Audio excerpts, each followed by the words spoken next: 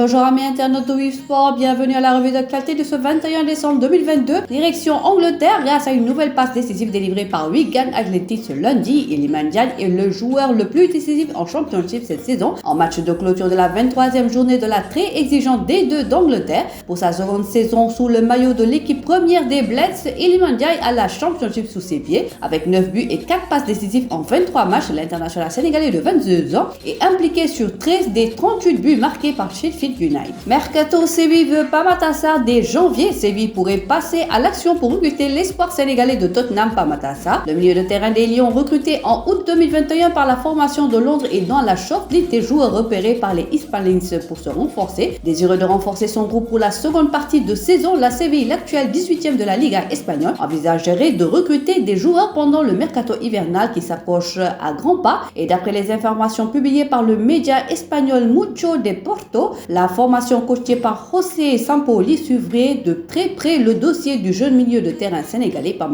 Sarr, qui a récemment participé à la dernière Coupe du Monde au Qatar avec les Lions. Le club espagnol, qui estime que le joueur de 20 ans correspondrait au profil recherché, aimerait le compter dans ses rangs dès janvier prochain. Gianni Infantino prédit un bel avenir pour le football africain. S'exprimant lors d'une conférence de presse avant la finale de la Coupe du Monde dimanche dernier, Infantino a estimé que le moment de l'amélioration de l'Afrique est parfait compte tenu de l'expansion de la Coupe du Monde à 48 à partir de 2026. Dans 4 ans, le continent comptera au moins 9 équipes participantes à la Coupe du Monde 2026 aux États-Unis, au Mexique et au Canada, avec la possibilité d'un 10e représentant si l'Afrique réussit à se qualifier pour un barrage intercontinental. On termine par du tennis. Demi-finaliste 2 fois à Sharm el-Sheikh, Seydina André s'offre le top 1000 ATP. C'est un exploit que le jeune tennisman Seydina André a réussi ces dernières semaines. Le franco-sénégalais a enchaîné 2 demi-finales lors des semaines 34 et 35 à Sharm el-Sheikh, des performances qui devraient lui valoir un bond au classement ATP. Il est encore au seuil du monde professionnel, mais les performances sont déjà en place pour Seydina André, grand espoir révélé au tournoi ITF Junior de Dakar. Le jeune tennisman poursuit son ascension vers l'élite mondiale à quelques jours de la fin d'année. Seydina a réussi un bond exceptionnel dans son ranking,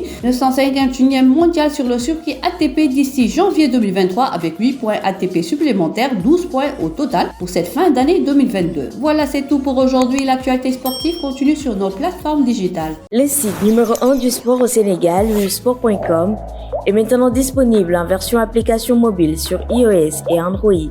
Retrouvez l'actualité du Sénégal pour tous les sports en direct sur votre téléphone: football, lambe, basket, sport de combat, athlétisme et bien d'autres disciplines. Toutes les statistiques des championnats sénégalais, les matchs, les résultats, les classements à suivre en direct sur votre application WeSport.